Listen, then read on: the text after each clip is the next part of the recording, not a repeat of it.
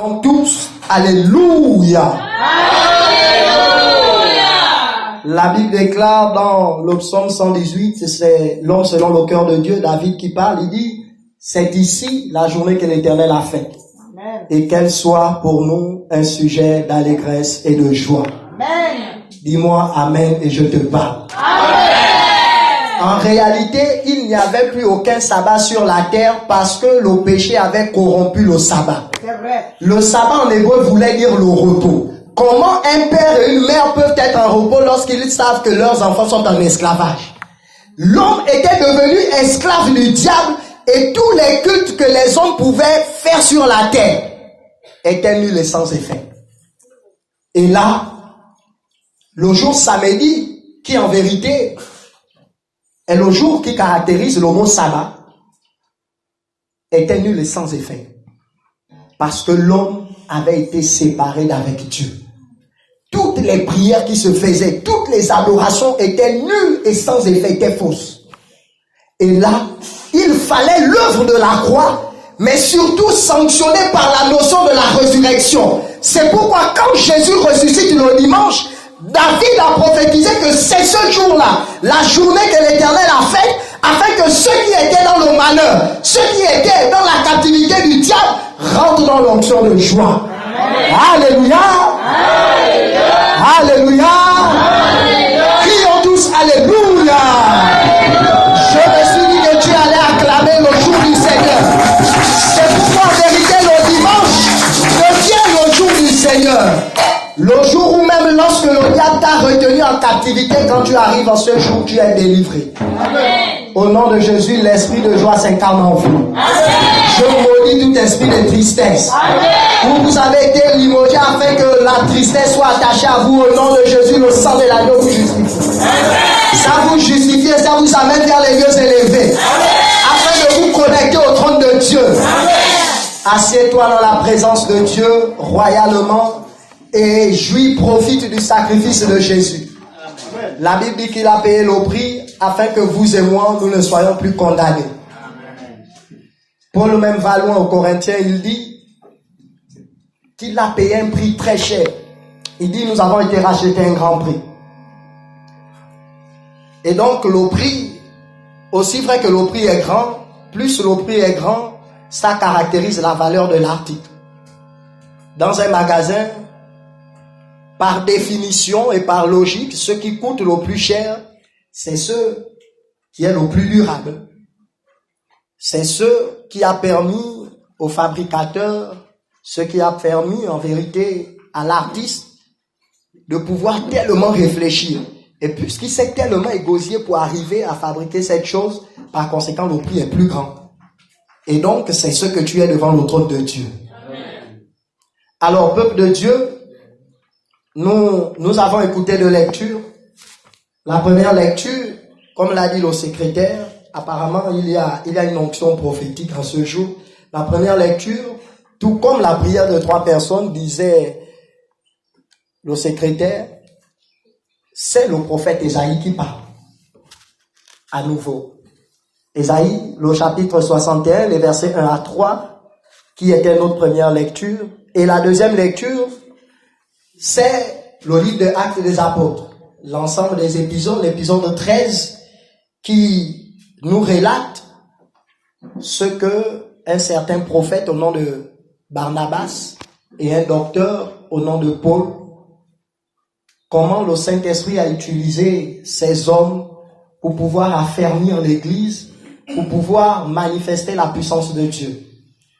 Et donc, il y a quasiment un mois, sinon plusieurs semaines, que le Saint-Esprit nous interpellait par le chargé, par moi, par plusieurs prophètes sur le thème l'homme et l'onction. Et donc, il y a quelque temps, nous avons fait une présentation générale. Et là, aujourd'hui, nous allons aborder le premier sous-thème intitulé « Le Saint-Esprit en nous et sur nous ». Le Saint-Esprit en nous et sur nous. Alléluia. Alléluia. Si l'Église ignore la personne du Saint-Esprit, l'Église ignore en vérité quel est son fondement. Si l'Église n'accorde pas une place capitale, dominante au Saint-Esprit, l'Église court le risque de disparaître. Je vous parle des choses de l'Esprit. Parce que l'Église de Christ est soutenue par le Saint-Esprit. Amen. Sans le Saint-Esprit, il n'y a pas d'Église. Sans le Saint-Esprit, il n'y a pas d'assemblée. Parce qu'en vérité, l'assemblée, c'est un ensemble de personnes ayant une particule du Saint-Esprit qui se réunissent afin de pouvoir dicter à la nature, à la société, à un pays, à une région, la puissance et la domination de Dieu. C'est pourquoi la prière du Seigneur dit que ton règne vienne. Mais le règne de Dieu vient sur une nation par la présence du Saint-Esprit dans l'ensemble des populations, dans l'ensemble des membres qui constituent cette nation. C'est en cela que les psalmistes pouvaient reconnaître heureuse la nation dont l'Éternel est Dieu. Dis-moi Amen. Amen. Alors, bien aimé, l'objectif de notre message ce matin, il faut que chacun de nous prenne conscience de nos erreurs. Le message de ce matin va mettre chacun de nous, moi premièrement, depuis toute la nuit, face à nos différentes erreurs par rapport à notre marche avec Dieu, par rapport à nos activités, par rapport à tout ce que nous faisons et tout ce que nous entreprenons. Parfois, on accuse que Dieu n'est pas avec nous, mais en réalité, Dieu est avec nous, mais on ignore la présence de Dieu. Le Christ est assis à la droite. Et maintenant, sur la terre, c'est le Saint-Esprit. Le Christ est assis. Il a accompli son œuvre. Et il est rentré dans la félicité de sa gloire. Et là, maintenant, c'est le temps du Saint-Esprit. Et donc, si nous, qui sommes le fondement de l'Église, nous ne nous abandonnons pas au Saint-Esprit, il y aura un vrai problème pour pouvoir accomplir la mission que Christ nous a confiée. Alléluia. Alléluia. Et donc, le Saint-Esprit, première chose, est la marque divine de Dieu sur chaque fils du royaume. Le Saint-Esprit est le signe que Dieu met sur chaque fils du royaume, que vous appelez chrétien bien sûr, afin que dans le monde spirituel ou dans le monde occulte, il y a une différence entre celui qui l'adore et celui qui ne l'adore pas. Amen. Alléluia. Alléluia. Et c'est en cela que Deutéronome 28 il dira qu'ils verront que vous êtes appelés du nom de l'Éternel et ils vous craindront. En vérité, le nom de l'Éternel est d'abord une marque. Le nom de l'Éternel est une marque. Souvenez-vous dans Exode, le chapitre 12, avec la Pâque, pour que Dieu différencie son peuple d'avec le peuple égyptien qui adorait l'autre Dieu, il fallait mettre la marque de l'agneau, le sang sur les linteaux. Et c'est pourquoi dans Deutéronome, il dit, quand ils vont voir ce signe, il parle de ceux qui sont dans le monde spirituel, ceux qui sont dans le monde occulte, il dit que eux là, ils vous reconnaîtront que vous êtes appelés du nom de l'Éternel. Et c'est là qu'ils vous craindront. Et donc, ce que je comprends, c'est que le monde ne peut te craindre que si tu as le Saint-Esprit. C'est le Saint-Esprit qui te démarque du monde.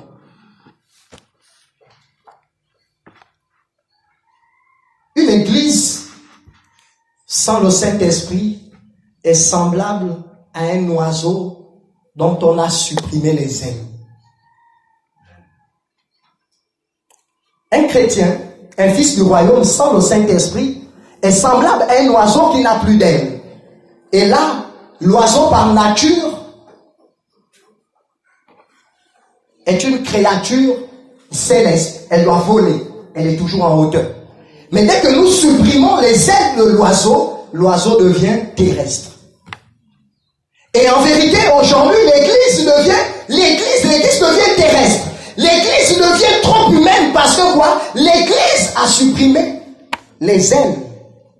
L'église a supprimé la colombe. C'est pourquoi le Saint-Esprit est également l'image de la colombe dans le livre de Jean, le chapitre 1, qui descend sur Jésus. Parce que le but du Saint-Esprit, c'est de nous faire décoller de ce monde. C'est de nous faire décoller du sol. L'église de Christ n'appartient pas à ce monde. C'est pourquoi l'église de Christ a accompli des actions dont le monde ne peut comprendre. Et là, finalement, l'église a rejeté la personne du Saint-Esprit et l'église devient tel un oiseau qui ne peut plus s'envoler. L'église devient terrestre. Et si l'église devient terrestre, nous qui adorons dans l'église, nous qui nous regroupons pour adorer Dieu, les fils du royaume, les chrétiens deviennent tel un arbre déraciné du sol. Tel un arbre déraciné du sol, et les fruits que nous avons commencé à produire commencent par pourrir. Parce que nous avons été déracinés. Si vous et moi, nous sommes chrétiens, nous adorons Dieu et nous n'accordons pas une place importante et dominante au Saint-Esprit dans notre communion avec Dieu, bien aimé, nous sommes cet arbre-là qui en vérité est déraciné. C'est pourquoi les psalmistes dans le psaume 1, ils vont, David, l'homme selon le cœur de Dieu, dira que celui qui en vérité médite la parole de Dieu, qui est l'élément qui nourrit le Saint-Esprit, il est semblable à un arbre planté près d'un courant d'eau et qui donne son fruit en sa saison. Finalement, toutes les saisons passent et on n'a aucune saison. Toutes les saisons passent et finalement nous n'avons aucune saison. Le véritable problème, au lieu de commencer à jalouser ton frère, au lieu de commencer à critiquer ton frère matin, midi et soir, le vrai problème c'est que tu as été déraciné. Tu as été déraciné. Et finalement, c'est quoi l'expression le Saint-Esprit en nous et sur nous? Bien aimé, vous allez remarquer que la Bible va à chaque fois nous donner ces expressions, le Saint-Esprit dans l'homme de Dieu ou le Saint-Esprit sur. Et là, la première lecture, c'est le prophète Ésaïe. C'est un homme spirituel. Il voit le ministère de Jésus et il dit, l'Esprit du Seigneur l'Éternel est sur moi. En réalité, lorsque j'ai médité selon que le Saint-Esprit me conduisait, la version Louis II ne m'a quasiment pas inspiré. Mais je veux que nous écoutons la version, la parole vivante ou le Semeur. Cette version-là, elle est plus révélatrice. Alors, donc, la version, la parole vivante ou le Semeur. Oui, prophète. Prenons les deux premiers versets. Ésaïe 61. L'Esprit de l'Éternel, oui, du Seigneur est sur moi. Car l'Éternel m'a oint pour annoncer aux humiliés une bonne nouvelle. Très bien. Oui, il m'a envoyé afin de penser ceux qui ont le cœur brisé. Oui. D'annoncer aux captifs leur délivrance. Et à ceux qui sont prisonniers leur mise en liberté. Afin de proclamer l'année de la faveur de l'Éternel et un jour de rétribution pour notre Dieu. Afin de consoler tous ceux qui mènent d'eux. Alléluia. Alléluia. Alléluia. Alléluia. Crions tous Alléluia. Alléluia. Et donc la version du Semeur, je disais, elle est plus intéressante. Pourquoi? Parce que non seulement il dit l'Esprit du Seigneur l'Éternel est sur moi, mais il y a la notion en fait de déporter. Donc des personnes qui devaient se retrouver en un lieu, mais qui se retrouvent dans un autre lieu, qui se sont installés ailleurs. Or, en réalité, dans le monde de la spiritualité, le lieu où tu te trouves même conditionne ce qui t'arrivera. Alléluia. Alléluia. C'est pourquoi parlons de la notion de lieu qui, elle, est attachée au Saint-Esprit. Lorsque le livre de Actes des Apôtres, au chapitre 1, avant que Jésus ne connaisse l'ascension, il dira aux disciples, ne pas bouger de la ville jusqu'à ce que le Saint-Esprit arrive sur eux. Amen. Alléluia. Alléluia. Oui. Ésaïe 61, la version parole vivante. Très bien. L'Esprit du Seigneur Dieu est sur moi. Oui. Oui, il m'a consacré. Très bien. Merci. On s'arrête là. Voici le mot que je cherchais. L'Éternel a consacré. En fait, la consécration est conditionnée par l'Esprit sur quelqu'un. Merci, prophète. La consécration, c'est l'action du Saint-Esprit qui démarque une personne de la foule. La consécration, c'est le fait que le Saint-Esprit se mette sur quelqu'un et te démarque, en vérité, te distingue de ta génération, te distingue de ta société, te distingue de ta salle de classe, te distingue de toutes les entreprises qui, en vérité, font la même chose que toi. Ça, c'est l'action de la consécration. J'appelle sur vous un esprit de consécration au nom de Jésus. Dis-moi amen bien et j'avance. Et donc en réalité, c'est quoi le fait d'avoir l'esprit en nous et sur nous? Lorsque Jésus prêchait, il disait, mais si quand je vous parle des choses d'en bas, vous ne comprenez pas. Maintenant, quand je vais vous parler des choses d'en haut,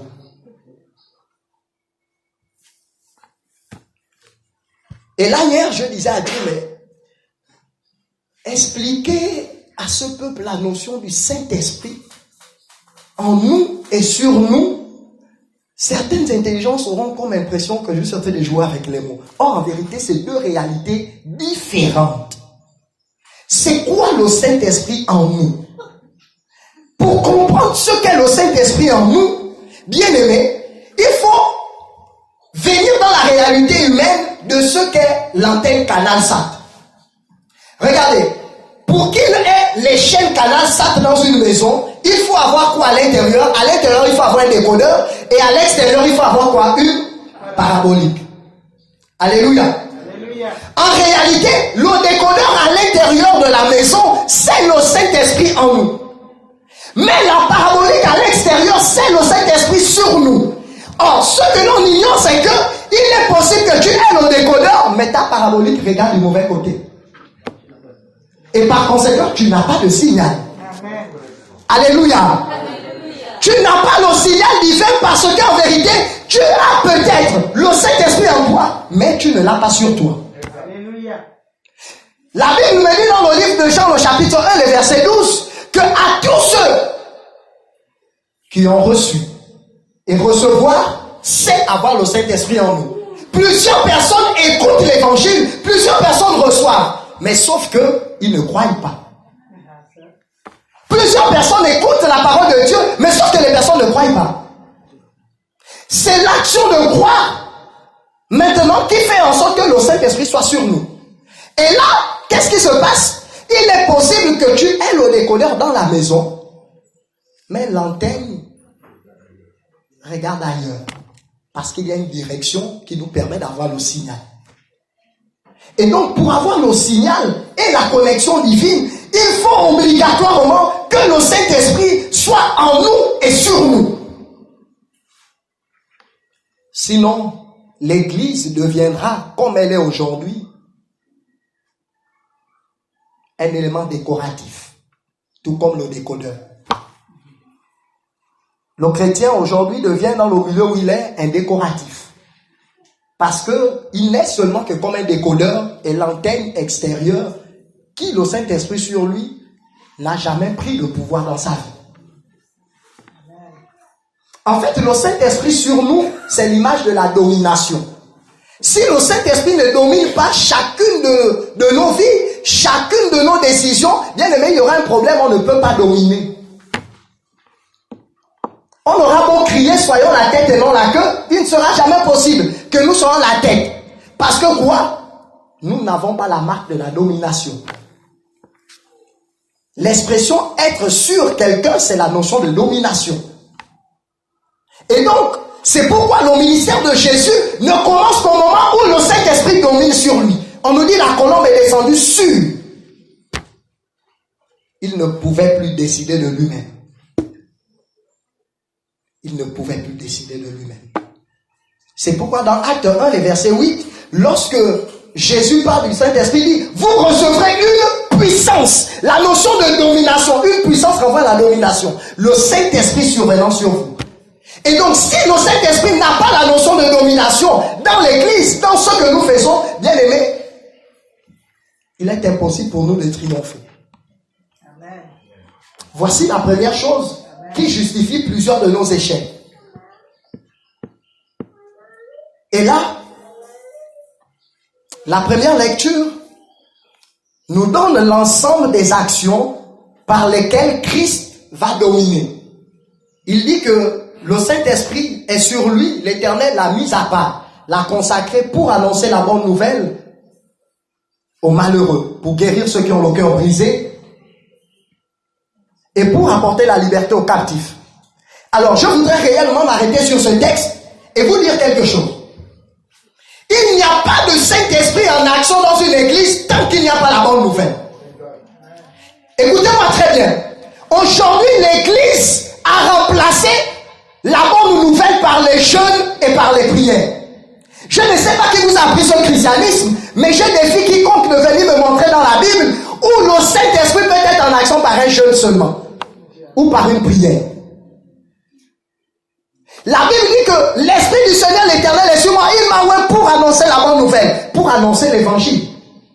Et c'est dans l'action de l'évangile que ceux qui ont le cœur brisé retrouvent la joie. Amen. C'est dans l'action qui permet d'annoncer l'évangile. C'est dans l'évangile en action que les esclaves connaissent la liberté. L'esclave, c'est celui qui est sous la domination de la sorcellerie. Amen. C'est celui qui est sous la domination, par exemple, du chômage et de la stérilité. C'est par l'écoute de l'évangile que le Saint-Esprit agit. Amen. Si l'Église décide de remplacer la bonne nouvelle, l'évangile, par le jeûne et par la prière, écoutez-moi très bien, vous aurez vos maux d'estomac, vous irez voir les médecins, le reste, mais Christ ne pourra pas agir. Vous ne pouvez pas corrompre Dieu parce que vous avez décidé de faire 3 jours sans manger. Tant mieux, vous économisez votre alimentation. Le budget alimentaire, naturellement, gagnerait. Mais le royaume de Dieu ne gagne rien. Et donc, il faut que l'Église prenne conscience que rien ne peut remplacer, dans l'action du Saint-Esprit, l'annonce de l'Évangile. Il n'y a aucun Saint-Esprit qui ne peut être en action. Or, pour que le Saint-Esprit soit en action dans une église, il faut que la parole de Dieu, l'évangile, soit annoncée. Et là, finalement, le livre d'Ésaïe 61, nous ne pouvons plus vivre ça dans les églises. Parce que l'église, elle aussi, elle a maintenant une vie qui a été séchée, telle un arbre.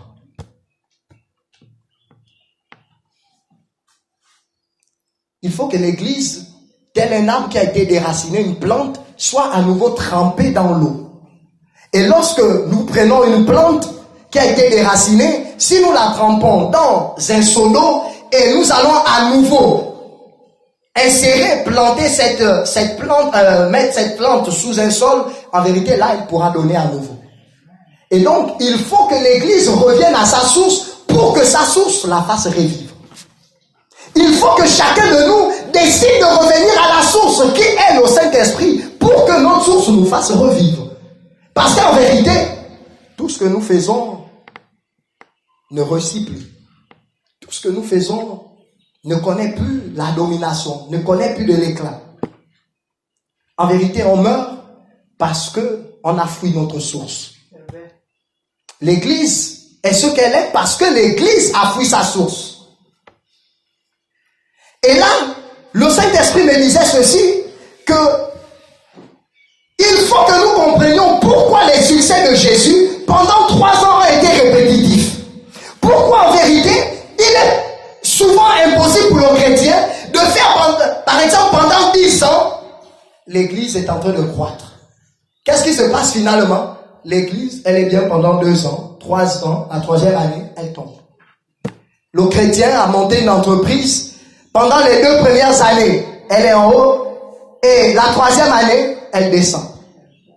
Or, quand on étudie le ministère de Jésus, depuis son baptême jusqu'à sa résurrection et même après sa résurrection, il est allé de gloire en gloire. Amen. Alléluia. Alléluia. Alléluia. Alléluia. Crie Alléluia. Alléluia. Quel a été le secret qui a fait en sorte que le ministère de Jésus, tout ce que Jésus entreprend, ne puisse point connaître quoi? La stagnation, sinon la baisse. En vérité, le Saint-Esprit est semblable à un feu. Vous voyez au village, pour que la marmite puisse cuire, il fallait faire quoi du feu? Il fallait l'activer. 2 Timothée, le chapitre 1, les versets 6. 2 Timothée, le chapitre 1, le verset 6. Et là, en fait, c'est l'apôtre Paul qui parle. Et c'est sa dernière écriture, avant que l'apôtre Paul ne puisse être condamné à mort. Et là, il écrit à Timothée. Et Timothée a été envoyé à l'église de Corinthe pour diriger l'église. Et dans le monde des docteurs, on s'accorde à dire que l'épître de Paul à Timothée et à Tite, ce sont des épîtres de pasteurs. C'est des épîtres qui permettent à l'église de pouvoir bien se comporter.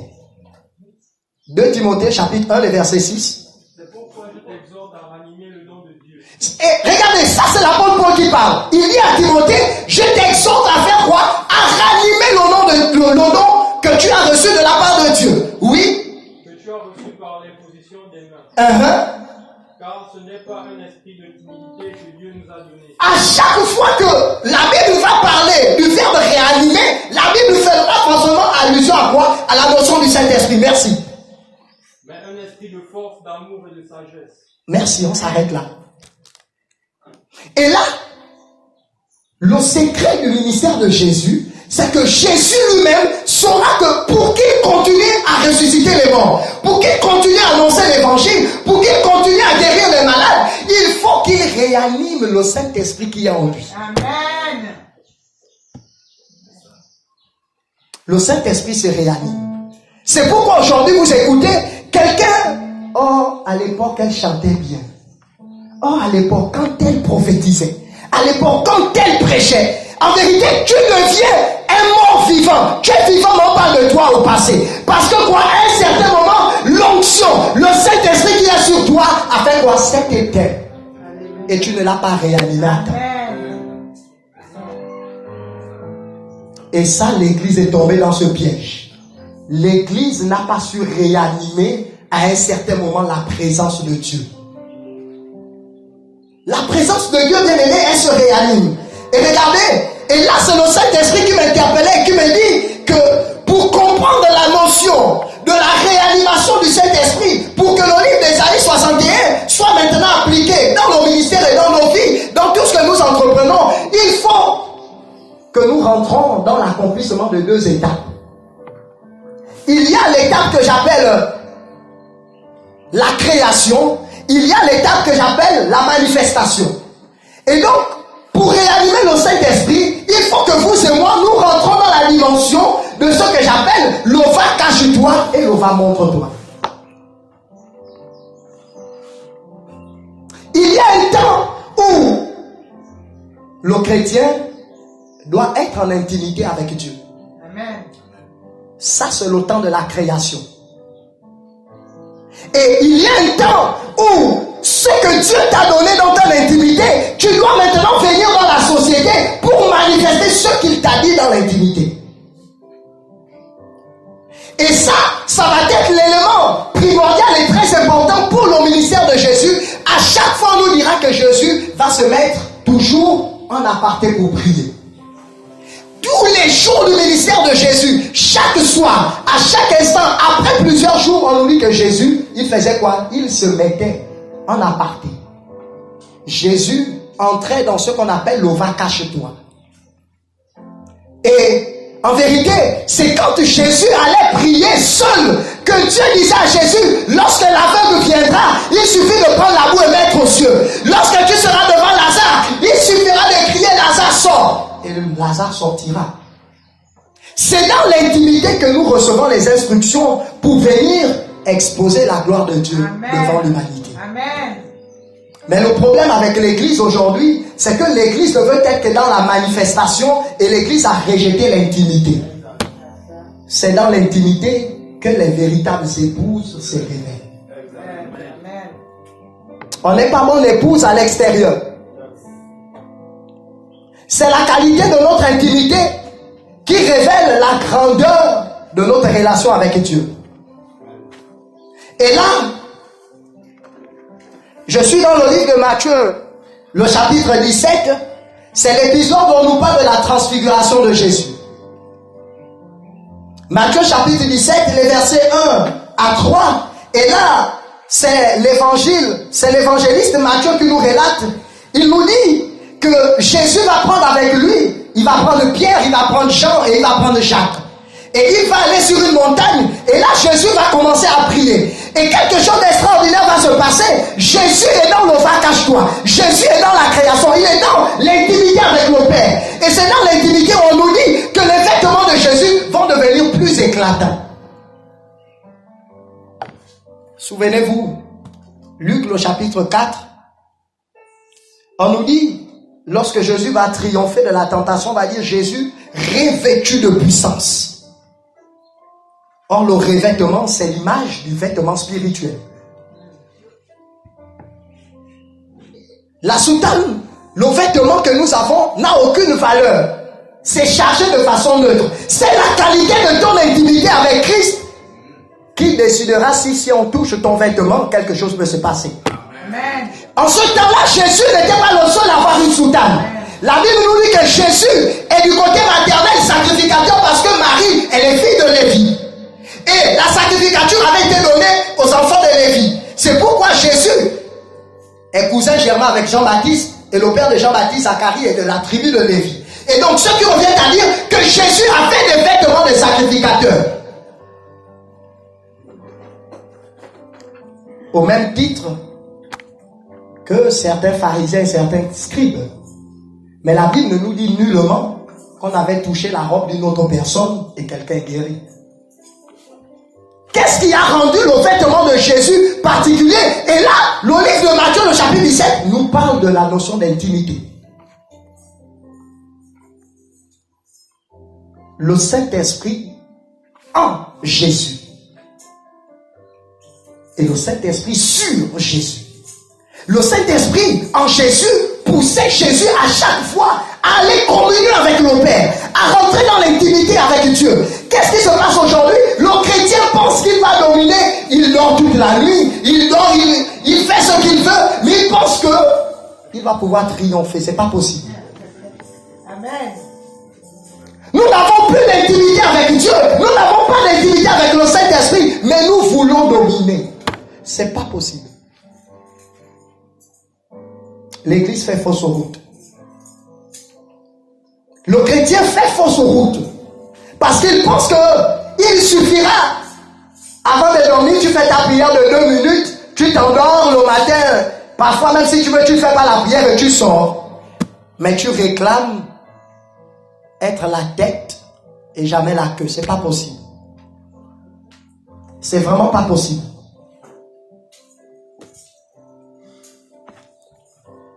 C'est dans Christ, c'est dans l'onction, c'est dans le Saint-Esprit en nous, dans l'intimité, que nous recevons les instructions pour pouvoir appliquer ça dans la société. Écoute ce que je vais te dire. La qualité de ton intimité, la qualité de tes moments de consécration avec le Saint-Esprit conditionne la grandeur de tes succès. Le nombre de temps, la qualité de moment que tu accorderas à la présence de Dieu. Pas à l'église, je te parle de la maison. Je ne te parle pas de l'église lorsque tout le monde est là. Je te parle de l'église lorsque tu peux arriver, il n'y a personne. Le nombre de temps que tu peux passer à genoux, à prier avec Dieu, c'est en cet instant-là. C'est là le va-cache-toi. C'est là où Dieu t'est rempli. Amen. Afin que l'extérieur puisse vivre sa gloire. Amen.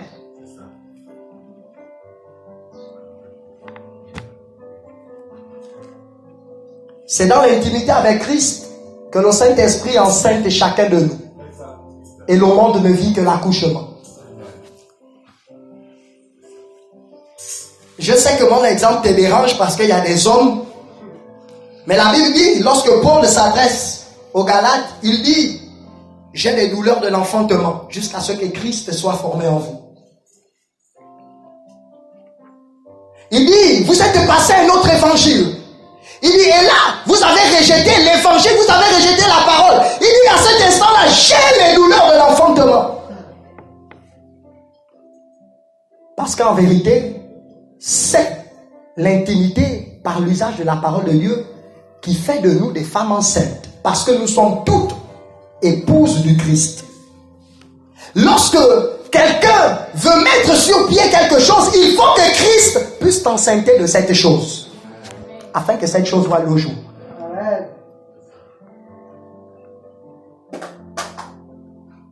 Et donc,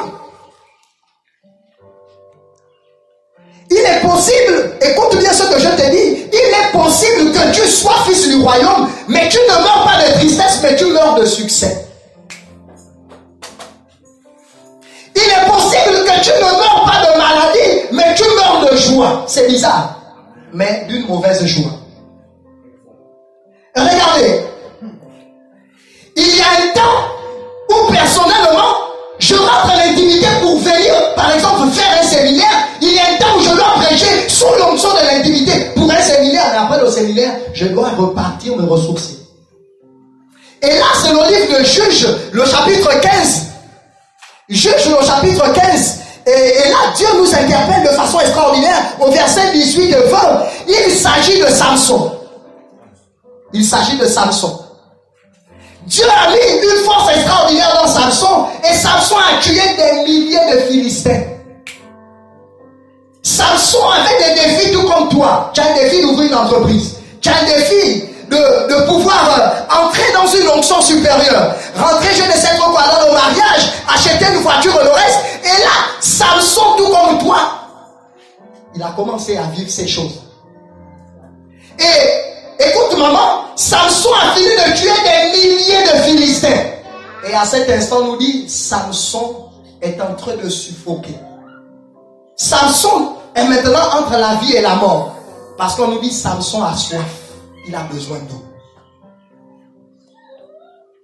Et là, Samson commence à crier à Dieu. Il dit, mais est-ce que l'onction que tu as mise en moi pour délivrer le peuple d'Israël du joug des Philistins, c'est pour que je meure après une victoire? Et la Bible nous dit que Dieu va sortir mystérieusement l'eau d'un rocher. Et à l'instant même, Samson va boire. Si vous avez trouvé le verset, vous allez voir, on va dire, son esprit se réanime. Donc l'esprit va revenir à la vie. Et donc, il est possible que tu meurs de succès parce que dès que Dieu t'a béni, tu es parti. Combien de fois quelqu'un a cherché l'emploi, dès que l'emploi arrivait, au revoir, il n'est plus là. Amen. Certaines personnes ont pleuré, je veux être mère, je suis stérile. Et dès que Dieu donne l'enfant, c'est fini, la personne est partie. Quand tu croises la personne, mais tu ne viens plus. Oh, mais je te dis que l'enfant là me fatigue. Quand je veux venir même les matins, voici, oh, bien aimé. Donc en vérité, Dieu a mal fait de te bénir.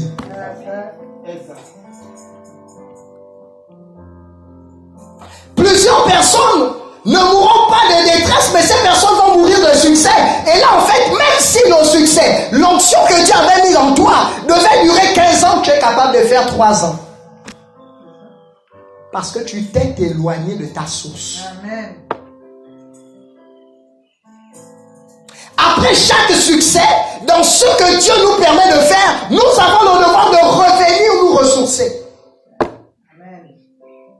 Alors que Jésus pouvait ressusciter les morts, guérir les malades, après toutes ces actions-là, on nous dit le soir, il allait y prier. Parce qu'à un moment donné, l'onction, le Saint-Esprit est semblable à une bouteille d'eau. Tu as bu, ça baisse. Son poids baisse. Et au fur et à mesure qu'il se vide, même le vent, lorsque la bouteille devient vide, qu'est-ce qui se passe? Même le vent. C'est pourquoi la Bible dit dans le livre d'Éphésiens, vous devenez errant et flottant. L'église devient errante et flottante. Parce que l'église qui était pleine n'a pas su réanimer le Saint-Esprit. Et par conséquent, même nos entreprises, tout ce que nous faisons devient flottant. Il suffit qu'un vent souffle. Allez, on parle de nous au passé. Amen.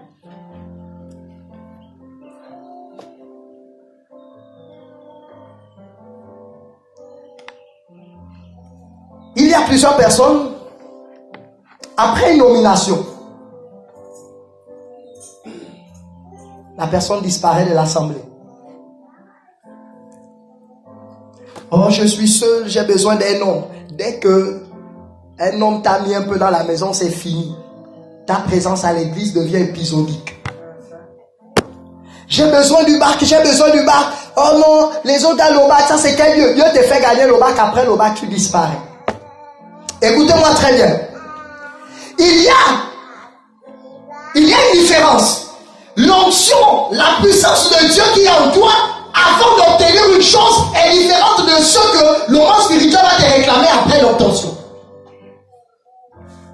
Il faut refuser de travailler avec l'onction que tu avais avant d'obtenir le bac. Il y a une onction pour que tu quittes d'élève à étudiant. Mais sauf que quand tu deviens étudiant, il y a une onction supérieure que le monde spirituel va te réclamer. Il y a une onction qui est propre lorsque tu étais seul, mais il y a une onction supérieure que le monde spirituel va te réclamer lorsque tu seras dans un foyer. Et même lorsque tu quitteras de fiançailles vers le mariage, il faut que tu quittes une dimension vers une autre. Oh, combien les films de Hollywood nous enseignent. Combien ceux qui sont attachés au fétichisme nous enseignent. Lorsque les marabouts, ils font voir certains féticheurs pour par exemple gagner les élections, qu'est-ce que ces derniers-là leur disent? Après gagner, qu'est-ce que tu dois faire? Tu reviens. Parce que ce que je t'ai donné, c'est pour te permettre de franchir l'étape seulement des élections. Mais pour pouvoir régner, il te faut une autre onction. Et l'Église a échoué sur ce point-là. Nous, serviteurs de Dieu, nous avons échoué sur ce point. Les chrétiens, les fils du royaume ont échoué sur ce point-là. Et ça, c'est le point culminant qui fait en sorte que certaines personnes font quoi? Ils rentrent dans une vie que j'appelle une vie va-et-vient. Tu fais un pas et tu reviens en arrière. Parce qu'à chaque fois que tu franchis un pas, ton premier amour diminue. Amen. Et il dit, dans le livre d'Apocalypse, il dit, souviens-toi de ton premier amour. Parce qu'aujourd'hui, tu n'es ni chaud ni froid. Je ne sais plus où tu es situé. Souviens-toi de comment tu étais au départ dans l'intimité avec moi. J'ai dit en fait, la notion de transfiguration de Jésus est une image de culte que nous on appelle le premier jeudi. Il faut que vous refusiez de travailler avec l'onction que tu as eue en janvier. Tu ne peux pas travailler avec la même onction en février. L'onction qui t'a permis de prophétiser, qui t'a permis de chanter en janvier, tu dois refuser la même onction en février. C'est pas possible. Et ça, c'est tout le sens du culte du premier jeudi qui est imagé dans Matthieu 17 avec la transfiguration de Jésus. On nous dit quoi? Ses habits vont devenir plus éclatants. C'est pourquoi on appelle ce culte le culte de nouvelle lune. La lune était luminaire. Pour que la lumière qui a été en nous dans un mois soit supérieure dans le mois suivant. Mais on n'a rien compris. On est des véritables religieux. On célèbre les choses pour célébrer. Et là, Dieu s'adresse au prophète. Il dit, hey, mon peuple périt faute de connaissance. Romains 14, 23, ce qui n'est pas le fruit d'une conviction est un péché. Tu viens célébrer un culte sans savoir même ce que tu gagnes. Parlez avec des hommes qui sont dans des spiritualités telles que la franc-maçonnerie. Je peux vous assurer, j'ai discuté un jour avec un, il m'a dit, il célèbre ce culte-là, ce que vous appelez le premier jeudi. Eux, ils le célèbrent aussi. Il y a des prédications que je ne peux pas faire, sinon vous allez me soupçonner. Oui, Jésus a dit aux disciples que j'ai encore envie de vous dire certaines choses, mais quand le Saint-Esprit viendra, il va vous aider à comprendre. Dieu a tellement aimé l'Église céleste qu'il nous a donné ce culte-là. Mais on est tellement ignorants, on n'a rien compris de ça. Au lieu de rentrer dans la notion de transfiguration, pour que nos vêtements soient de plus en plus éclatants, ce que nous entreprenons aille de gloire en gloire, non. On reste étourdi. C'est pourquoi c'est un culte d'intimité. Il n'y a pas un culte plus intime que celui du premier jeudi. Il n'y a pas un culte plus intime que celui du premier jeudi. C'est pourquoi à 22 heures, lorsque la prière est faite, on a 2 heures d'intimité, chacun reste en prière. Mais hélas, on n'a rien compris. Et là, aujourd'hui, le Saint-Esprit interpelle chacun de nous pour pouvoir réellement rentrer dans la dimension totale du Saint-Esprit. Le Saint-Esprit en nous et sur nous. Je suis là, je rigole et je me dis, c'est bien, j'écoute les choristes imiter des Namwana, j'écoute des chantres imités Anna Teko. Mais lorsque ces deux dernières-là vont arrêter d'écrire, lorsque j'ai écouté une émission et je l'avais même téléchargée, où des Namwana te dit que pour pouvoir écrire une chanson, ce sont les temps d'intimité. Elle reste des semaines enfermée, où elle lit la parole de Dieu, où en vérité elle prie. Et là, elle peut sortir de là avec des paroles jamais chantées. Tu écoutes Anna Teko, elle te dit qu'elle a une intimité avec Dieu. Mais toi, tu n'as aucune intimité. Et tu penses faire quoi? Tu exposes même l'église. Lorsque les deux là vont arrêter de chanter, vous allez imiter qui? Lorsque ces deux-là vont arrêter, vous allez imiter qui? Oh, Romains 8:19 nous dit la nature attend avec ardent désir la révélation. Donc ceux qui étaient dans l'intimité, mais qui maintenant doivent se révéler au monde. On se plaint que lorsqu'on arrive dans les sociétés des francs-maçons, ils t'obligent que où est ton parrain. Mais l'église de Christ pense que le christianisme se résume à dire Alléluia, Amen. Faites vos entreprises. Amen. Rentrez dans l'onction de la domination pour que vous aussi vous créez des entreprises. Et lorsqu'un bouddhiste arrive, vous lui dites tu acceptes Jésus. Si tu n'acceptes pas Jésus, je ne t'embauche pas. Amen. Ça, c'est le disciple-là. C'est clair. Amen. Créons des écoles. Quiconque s'inscrit là, il va subir les enseignements de la Bible. Créons des établissements, créons des centres hospitaliers, où pour avoir part là-bas, il faut que tu nous montres un certificat de baptême. Amen. C'est ce en quoi le Saint-Esprit a besoin dans la vie du chrétien. C'est ça le Saint-Esprit sur nous. Amen. C'est pas discuter que je suis vrai, je suis faux. Le royaume de Dieu gagne quoi? J'appartiens à X, j'appartiens à Y. Qui t'a envoyé pour ça? Vous vous plaignez, ils ont raison. Les francs-maçons ont raison, ils ont raison, ils doivent bien même encore nous faire ça. Jusqu'à ce que nous comprenions quel est notre rôle.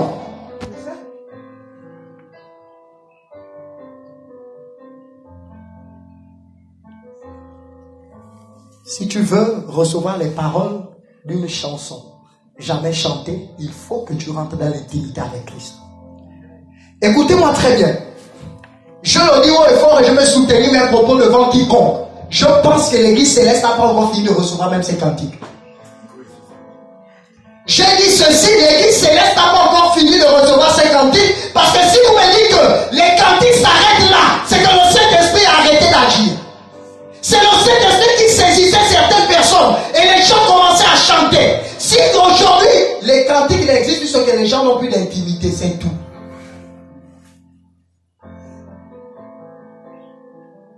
Les gens n'ont plus d'intimité et on se résume à nos recueils de cantiques. Le Saint-Esprit a arrêté de parler. Jamais. Jamais. Le prophète n'y est plus, mais les visionnaires prophétisent pourquoi? Ils ne vont aussi arrêter de prophétiser. Le prophète il n'y est plus. Il n'y a plus donc de prophétie. Donc toutes les personnes qui ont reçu des cantiques, certaines personnes sont mortes. Pour la plupart. Et donc il n'y a plus de cantiques.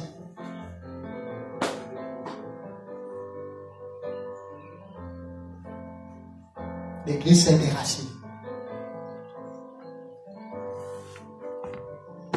L'église s'est déracinée.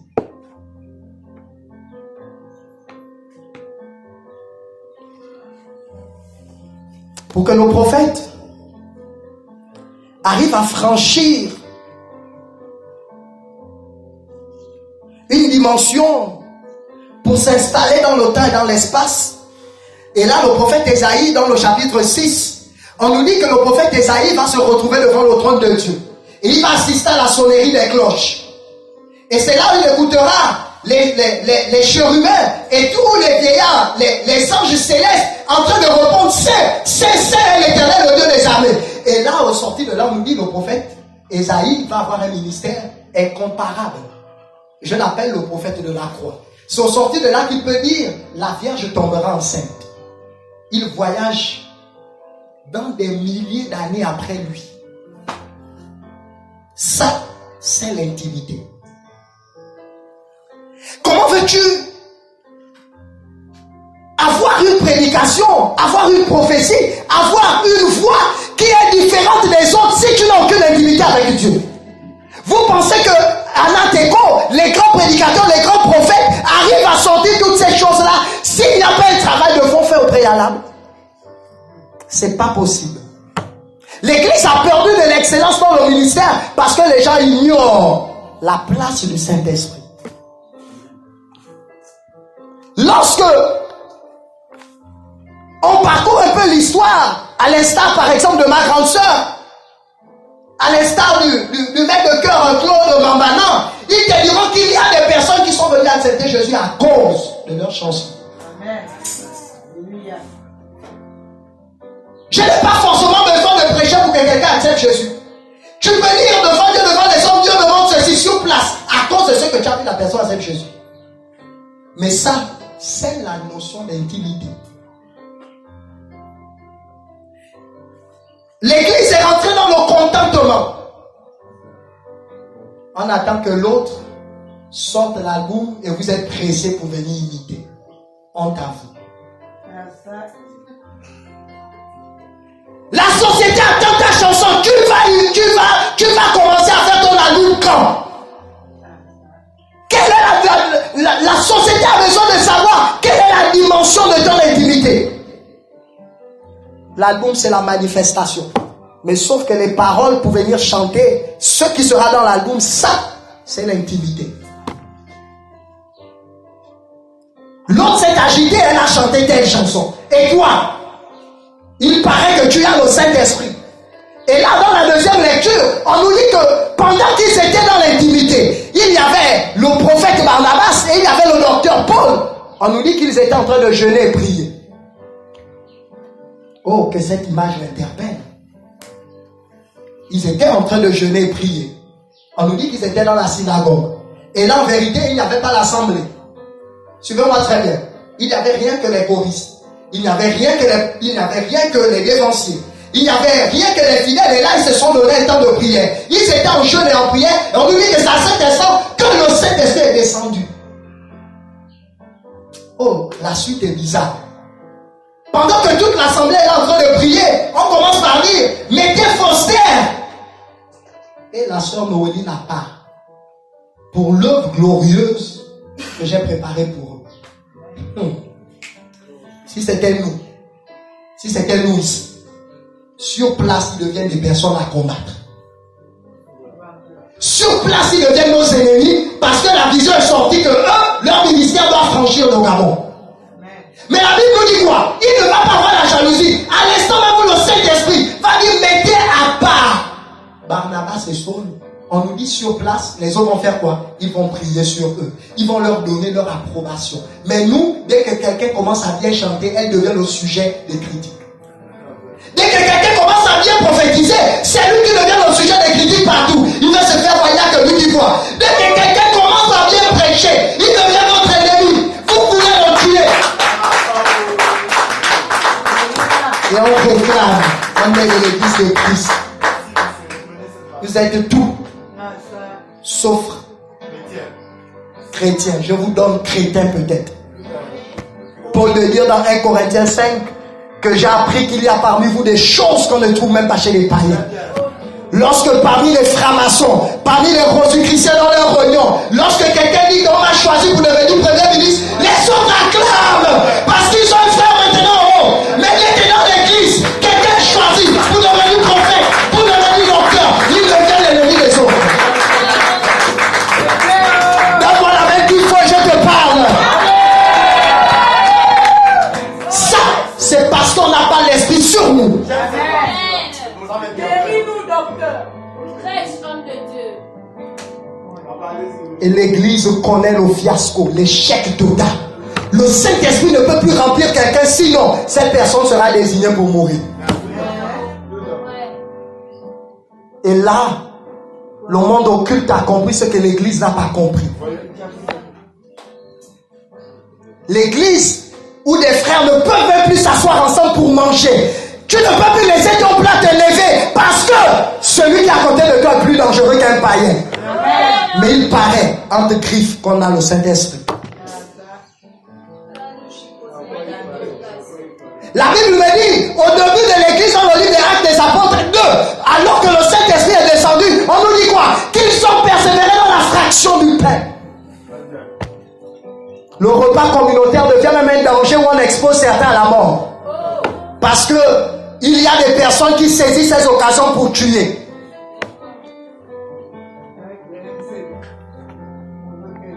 Et dans ça, on veut que la nation gabonaise soit heureuse.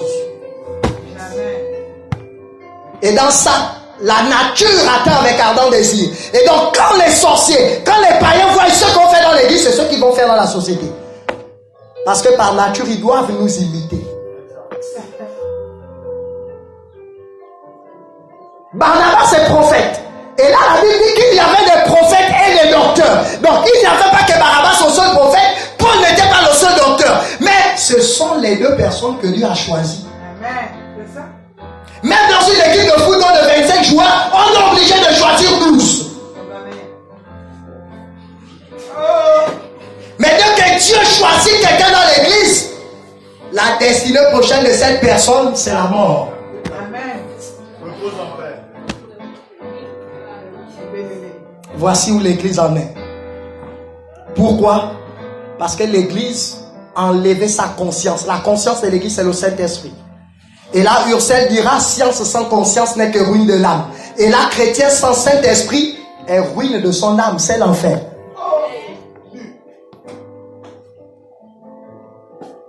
C'est très dangereux.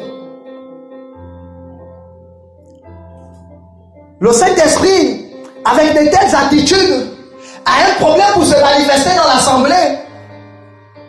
Parce que lorsqu'on apprendra que tel a une entreprise et que c'est lui qui commence par offrir des instruments, je vois quelqu'un, pendant que l'autre vient offrir un piano, lui il est en colère. Mais pourtant quand on va jouer le piano, tu vas danser. Tu es pire qu'un hibou qui se balade en début.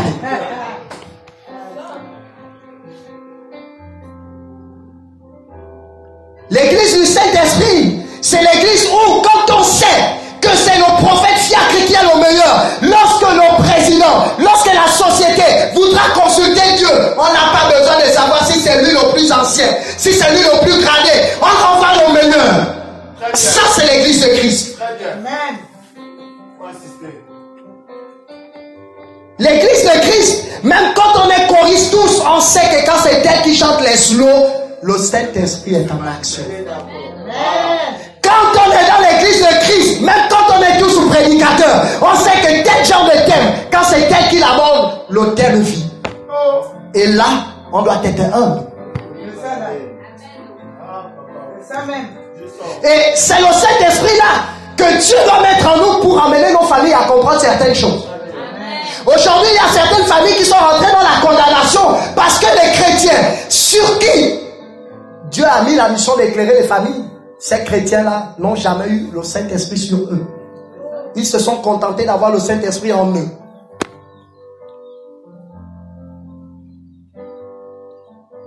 Combien de fois devant vous, on a calomnié celui qui, Dieu ayant fait grâce, se retrouve avec le plus grand poste dans la famille. Lorsque les gens sont malades, pourtant vous accourez, c'est lui qui vous aide. Lorsque les gens sont dans les difficultés, c'est lui qui vous aide. Mais pourtant, c'est lui que vous calomniez qui veut se faire voir. Mais bien aimé, où est la présence du Saint-Esprit en toi? Tu es là, tu t'éteins. Plusieurs familles sont rentrées dans la condamnation qu'a failli connaître la famille d'Israël, Jacob avec Joseph. Si Joseph mourait, se faisait dévorer par une bête, eux, leur mort devait être proche. Quand la sécheresse devait taper, ils devaient aller où? En Égypte. Qui devait leur donner à manger? Et il y a aujourd'hui que l'église de Christ connaît ce qu'elle connaît parce qu'on a tué les oins que Dieu a consacrés. L'église tue ses prophètes, l'église tue ses enseignants, l'église tue ses docteurs, l'église tue ses évangélistes, l'église tue les chantres. Mais on réclame d'une église parfaite, excellente. Et Jésus de leur dire que vous allez répondre de tout ce sang jusqu'à celui de Zacharie le prophète que vous avez tué dans le temple. Et là sur place, lorsqu'on agit ainsi, on devient ennemi de Dieu. Parce que celui que Dieu choisit, c'est pour la manifestation de sa gloire. Lorsque tu décides de combattre un homme de Dieu, tu décides de combattre une personne louée par Dieu, tu te décides d'être combattu par Dieu. Amen. C'est ça l'amen. Et le danger avec, c'est que lorsque tu te fais ennemi de Dieu, tu emmènes même ta génération après. Faisons très attention. Et là, ce qui m'intéresse encore à l'intérieur, c'est que dans mon milieu étant né là, j'ai tellement écouté des prophéties. On vient, on prend Samantha qui était assise là-bas à la chorale. Le Saint-Esprit a dit, c'est là-bas ta place. Ok, donc. Mais ce que j'aime, c'est que l'action du Saint-Esprit fait cesser les contestations. Suivez bien. L'action du Saint-Esprit dans la vie de quelqu'un fait cesser les contestations. Combien de fois on a pris quelqu'un, on a mis là-bas. Le maître de cœur travaille les voix depuis 5 ans. La personne ne décolle même pas. Combien de fois on s'est auto-proclamé? Je suis prédicateur, je suis prophète. Mais depuis que tu as commencé ton ministère, il n'y a aucun signe. Aucune personne ne peut venir dire, il m'avait fait une prophétie, voici elle s'est accomplie. Aucune personne ne peut dire, quand il prêche, je ressens la présence de Dieu. Mais il paraît que tu es loin. L'église aujourd'hui aussi devient moribonde, elle devient orpheline parce que les gens se font autoproclamer. On est arrivé dans la familiarité. Je suis maître de cœur, c'est ma soeur, même si sa voix fait fuir les anges, je lui donne le micro. Je suis responsable, d'accord, c'est mon ami et le reste, il ne sait pas prophétiser, mais je lui donne le col carré. Et lorsque quelqu'un sur qui l'ange de la mort est en train de peser arrive, il voit tout, sauf ce qui est sur nous. On veut que les gens rencontrent Jésus. On veut que les comportements changent. Mais vous connaîtrez la vérité. Et la vérité vous affranchira. La vérité, c'est la parole de Dieu. Il faut que Dieu choisisse les prédicateurs. Mais dès que quelqu'un commence à prêcher, il devient votre ennemi. Il est désigné pour mourir. Mais vous voulez que les gens acceptent Jésus.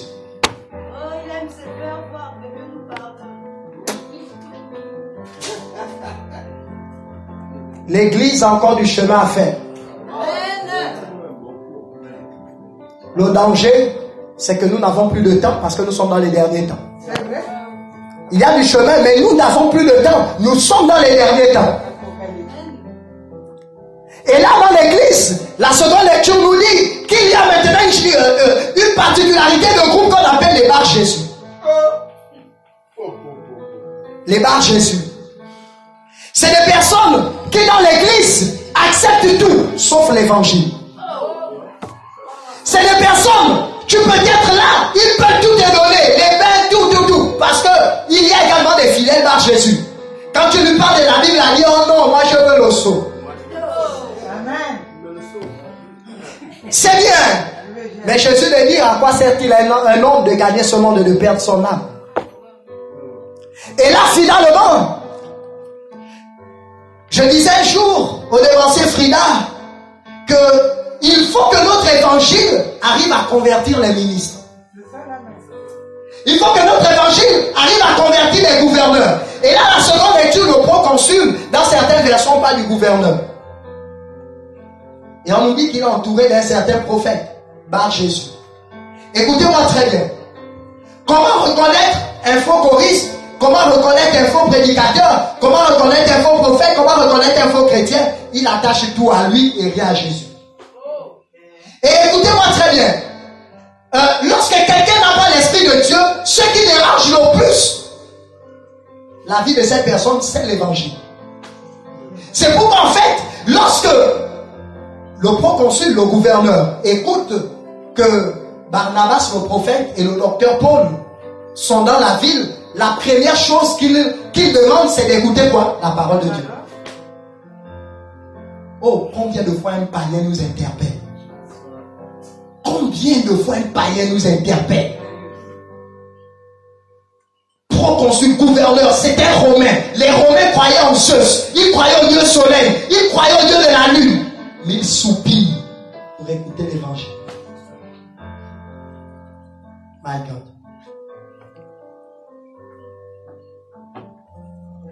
Ils soupirent pour écouter l'évangile. Et là, il y a une génération de Bar Jésus. Écoutez, si le proconsul voulait écouter les prières, Bar Jésus ne veut pas être dérangé. Si le proconsul voulait juste la vision, il ne devait pas être dérangé. Si le proconsul voulait juste écouter la loi, il ne devait pas être dérangé. Mais le proconsul veut écouter la parole de Dieu où il y a la vie. Où il y a la vie. Parce que quoi? Le proconsul avait été lié à un esprit de magie. Bar Jésus était magicien. Et là, comme nous a dit la première lecture, que l'Esprit du Seigneur l'Éternel était sur qui? Barnabas et Saul. Et première chose, il devait faire quoi? Annoncer la bonne nouvelle. Attention. Paul dira, fils du diable, ennemi de la vérité. Jean 17, 17, ta parole est la vérité. Attention, l'Église aujourd'hui devient ennemi de la vérité. Il y a quelque chose que je dis toujours à plusieurs personnes pour qui nous discutons sur la parole de Dieu, qui aspirent au ministère évangélique. Je leur dis, il y a une particularité avec la parole de Dieu, c'est que même ce que tu dis, même quand tu te reconnais dans ça, tu dois la dire. Paul de dire que non, je ne vais pas corrompre la vérité. Parce que, qui sait? Ce que la Bible dit à Jacques, celui qui ramène un pécheur de sa mauvaise voie, il couvre une multitude de péchés. Quand j'ai compris cette chose-là, je ne peux plus faire 24 heures sans parler de la parole de Dieu. C'est Jacques qui le dit. Celui qui ramène un pécheur de sa mauvaise voie, il couvre une multitude de péchés. Et ça, maman, c'est le seul avantage que Dieu donne au fils du royaume. Président, Dieu est conscient que nous allons nous égarer tel un père dans la maison de son fils. Un fils dans la maison de son père. Il sait qu'on aura des écarts de comportement. Mais il nous donne une loi de compensation. Les scientifiques, ils donnent une opportunité d'équilibrer les équations. Et là, l'élément qui nous permet d'équilibrer l'équation, c'est l'évangile. Il n'y a pas, dans la Bible, je vous défie, allez chercher, il n'y a pas un endroit où vous dira autre chose. C'est le seul élément, celui qui ramène un pécheur de sa mauvaise voie, qui couvre une multitude de péchés. Pas autre chose.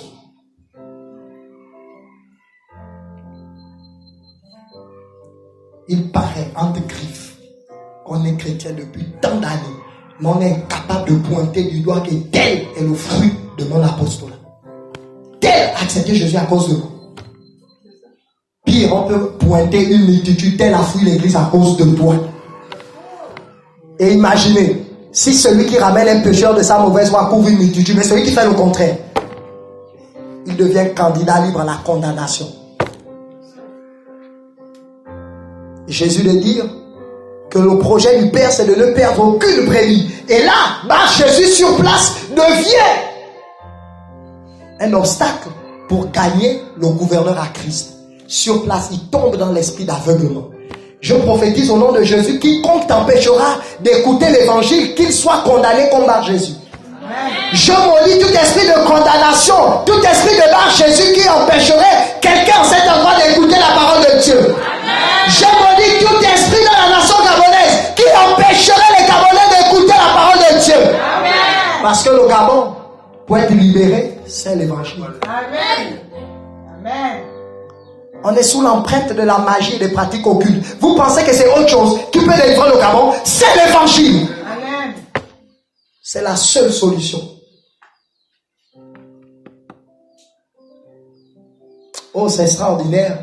On nous dit que le gouverneur le représentant du roi César dans la ville. Parce qu'à cette époque, c'était ça. Tout comme un gouverneur dans une province, il représente le président. Et donc, le gouverneur représentait le grand César. On nous dit qu'il a été frappé. La version de la parole vivante dit au verset 12 qu'il a été frappé de l'enseignement de l'évangile, l'enseignement de Jésus.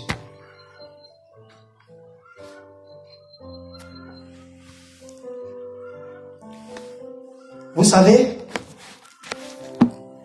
Jésus va dire, je m'en vais vers le Père. J'ai terminé tout ce que j'ai à faire. Mais il dit que je m'en vais et je vais prier le Père. Et là, ça m'interpelle. Pourtant, il a fini déjà l'œuvre qu'il doit faire. Mais il dit qu'il va prier le Père afin que le Père nous envoie le consolateur, prophète. Et donc là, je comprends combien de fois le Saint-Esprit était tellement important. Parce que malgré que Christ a donné de sa vie, il ne va pas seulement présenter les vertus sur le sang, mais il doit prier le Père. Amen. Et le Saint-Esprit descend, on ne lui accorde aucune importance.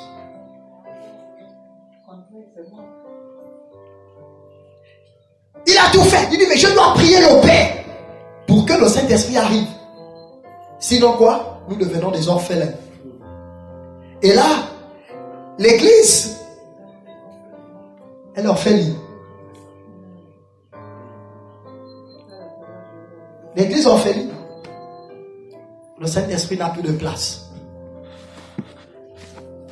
Je termine par cette image.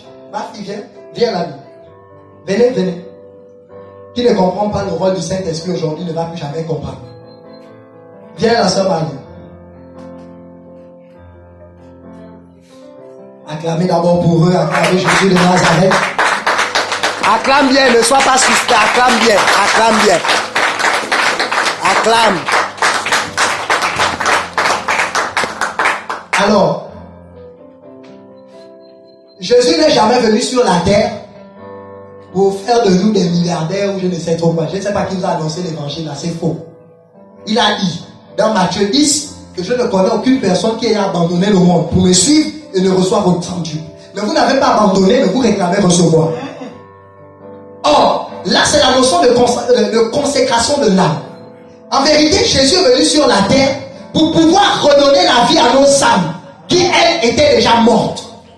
C'est pourquoi il dit que si le Saint-Esprit ne vient pas, mon œuvre est inutile. C'est pourquoi j'insiste, et le Saint-Esprit a insisté sur ça. Et aujourd'hui, je vais essayer d'imaginer le rôle du Saint-Esprit dans la vie d'un fils du royaume. Amen.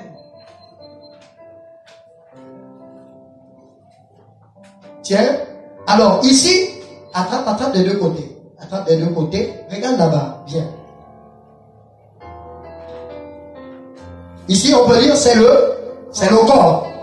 Bien aimé, mettons d'abord à côté. Je vais utiliser chacun à son temps. Donc ici, on a le corps. Alléluia. Alléluia. Dans le livre de Genèse chapitre 2, on nous dit quoi? Que l'homme était allongé. Et il n'avait point de vie en lui. N'est-ce pas? Il fallait, au verset 7, que Dieu souffle de son esprit. Dans quoi? Dans ce corps. Et on nous dit à l'instant même, elle est devenue une âme vivante.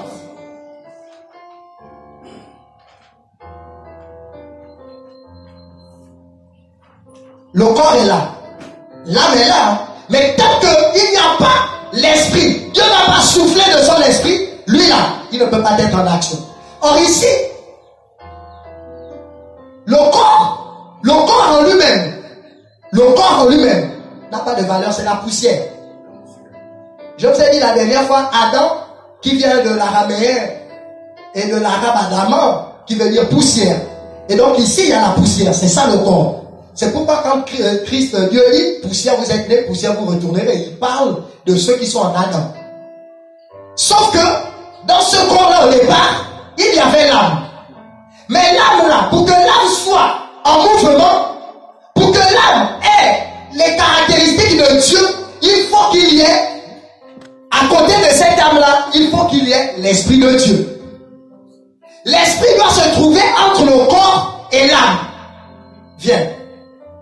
Et donc, au moment où dans Genèse, on attrape, au moment où dans Genèse chapitre 2, Dieu souffle de son esprit, qu'est-ce qui se passe?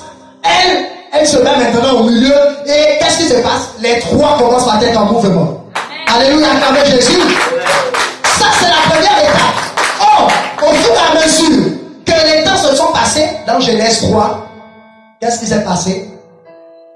Adam, tout comme moi, étant là, et les entités en moi, dès que le péché est arrivé, qu'est-ce qui s'est passé? L'esprit est parti. Or, la Bible nous dit que les désirs du corps là sont contraires à ce qui est là-bas, n'est-ce pas? Qu'est-ce qui donne la vie à l'âme? Ce sont des informations de l'esprit. C'est pourquoi pas de l'esprit de vie. C'est l'esprit là qui transmet la vie à l'âme. Or, des trois entités, la chose qui doit comparer devant Dieu, c'est ça. Mais pour que l'âme comparaisse devant Dieu, il faut que l'âme ait quoi? L'âme doit avoir les éléments divins. Et ça, c'est le Saint-Esprit. Qu'est-ce qui s'est passé? Dieu a dit à Adam, le jour où vous mangerez, vous mourrez, n'est-ce pas? Mais on sait qu'ils ont continué à être en mouvement. Reviens au milieu.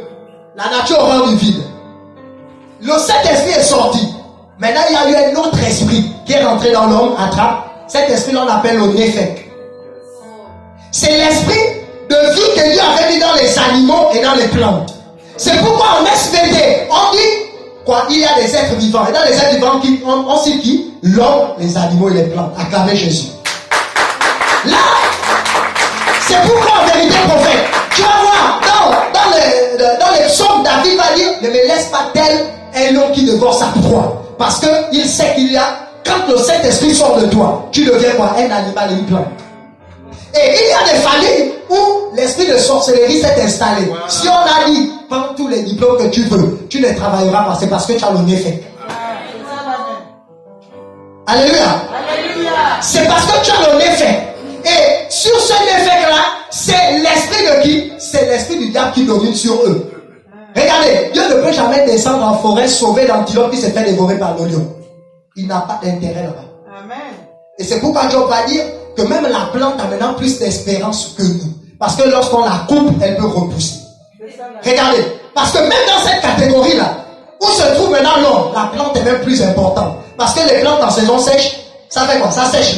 En saison de pluie, ça revit. Mais l'homme, dès qu'il meurt, sans avoir l'esprit de Dieu, qu'est-ce qui se passe? Il n'existe plus. C'est l'enfer. Acclame Jésus.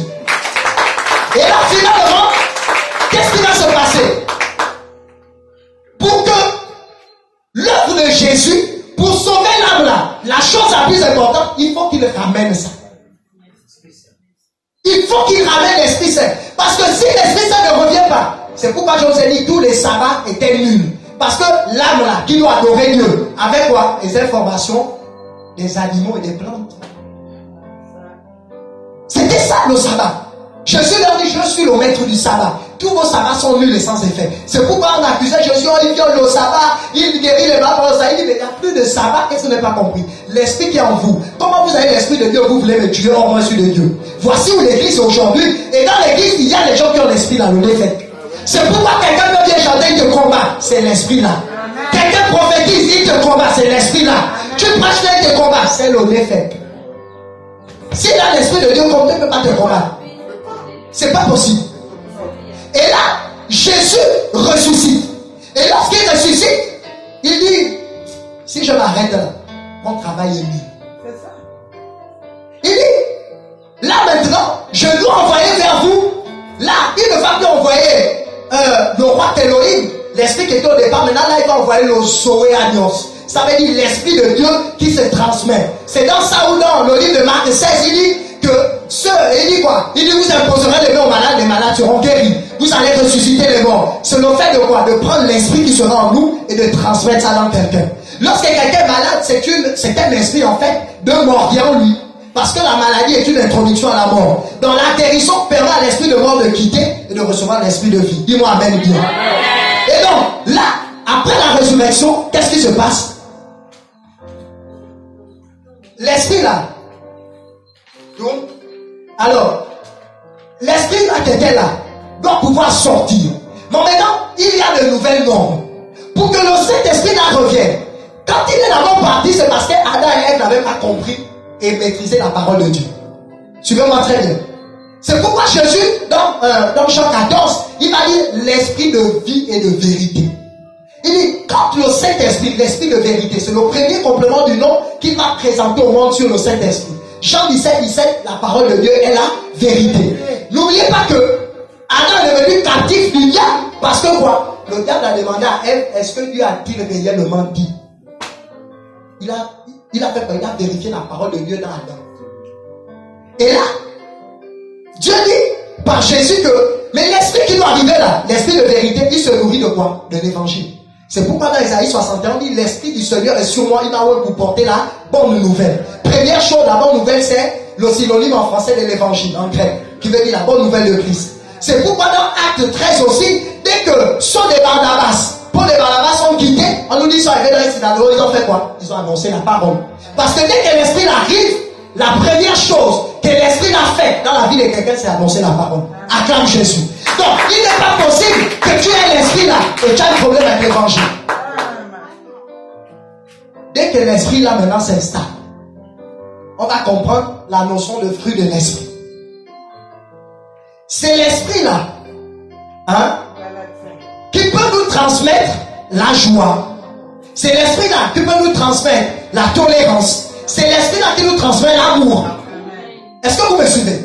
C'est pourquoi le prophète reçoit 1 Corinthiens 13. Il dit l'amour, nous qui servons souvent dans l'amour, nous dit les Saintes Écritures. Parce que quoi? L'esprit, l'église est basée sur le Saint-Esprit. La parole de Dieu, le prophète mettra la Bible sur la tête. Il sait que dès qu'il y a le Saint-Esprit, l'amour là, qui est dans le Saint-Esprit là, va forcément être dans l'âme. Doit forcément être dans l'âme. Or, nous aujourd'hui, on est rentré dans la religion. Quelqu'un n'a pas le Saint-Esprit, vous venez faire des délais, pensez que l'âme n'a pas décollé. C'est pas possible. Faites tous les rituels que vous voulez. Si de ton vivant, tu n'as pas reçu le Saint-Esprit, tu es foutu. Regardez. Dans l'homme, il y a la notion de deux esprits. C'est pourquoi dans Romains 8, il va dire le Saint-Esprit témoigne à mon esprit que je suis enfant de Dieu. L'autre esprit dont il s'agit, c'est quoi? C'est le néphek, l'esprit qui est rentré dans l'homme. Et donc le Saint-Esprit témoigne, c'est la notion du yel. Il y a une bagarre lorsque quelqu'un accepte Jésus. Il y a l'esprit néphek et le Saint-Esprit. Il faut quoi? C'est pourquoi je vous ai dit, il faut que l'esprit soit sûr. Au-delà d'être en nous, ça doit être sûr, la notion de domination. Et dès que le Saint-Esprit est maintenant sur toi, qu'est-ce qui se passe? Ton corps là ne devient plus poussière. 1 Corinthiens 15, Paul dit qu'il faut que le corps corruptible, ça là, le corps d'Adam, c'est pourquoi on dit de Jésus qu'il est le second Adam. Il dit quoi? Le corps qui est maintenant là, que l'on touche là, en vérité, n'a plus rien d'élément visible. Dès que le Saint-Esprit est en toi, même quand on ira te mettre à Mindoubé, Jean 11, 25, il dit je suis la résurrection et la vie. Celui qui croit en moi, qui a le Saint-Esprit, il vivra même quand il serait mort. Acclame Jésus. Ça, c'est le Saint-Esprit qui permet à l'âme de continuer à vivre. Amen. Et là, de façon charnelle, le corps là peut rester au tombeau. Mais qu'est-ce qui se passe? Ça continue à vivre. Qu'est-ce qui permet à l'âme de continuer à vivre? C'est le Saint-Esprit. Puisque c'est le Saint-Esprit, c'est l'Esprit de Dieu. Or, Dieu vit par lui-même depuis plus de 2000 ans et 20 ans Dieu vit. Et donc le Saint-Esprit là, même quand le corps sera Mindoubé, enterré, l'âme là va continuer à vivre. Et c'est pourquoi je dis, si l'église n'a pas ça, l'église est foutue. Si l'église ne donne pas une place importante au Saint-Esprit, ici là, l'église est foutue. C'est pourquoi Dieu, par Jésus, va dire que vous êtes mon église, vous êtes le temple de Dieu. Où habite quoi? L'Esprit de Dieu. Amen. Amen. Alléluia. Alléluia. Alléluia. Alléluia. Crions tous Alléluia. Alléluia. On acclame la parole de l'Éternel. Et donc, bien aimé, c'est quand on regagner vos places. C'est très important pour l'église de pouvoir donner une place importante au Saint-Esprit. Et c'est quand cette chose-là se manifeste qu'on peut dire que le Saint-Esprit est en nous et sur nous. Parce qu'on peut transmettre des informations à l'âme. Que l'Éternel Dieu bénisse sa parole. Qu'il nous amène à mener une vie où le Saint-Esprit domine chacun de nous. Afin que l'œuvre que Dieu nous a confiée puisse connaître l'éclosion. Que chacune de nos vies puisse connaître l'enfant. Afin que la gloire de Dieu se rattache à nous. Maintenant et à jamais. Au nom de Jésus. Amen. Amen. Amen.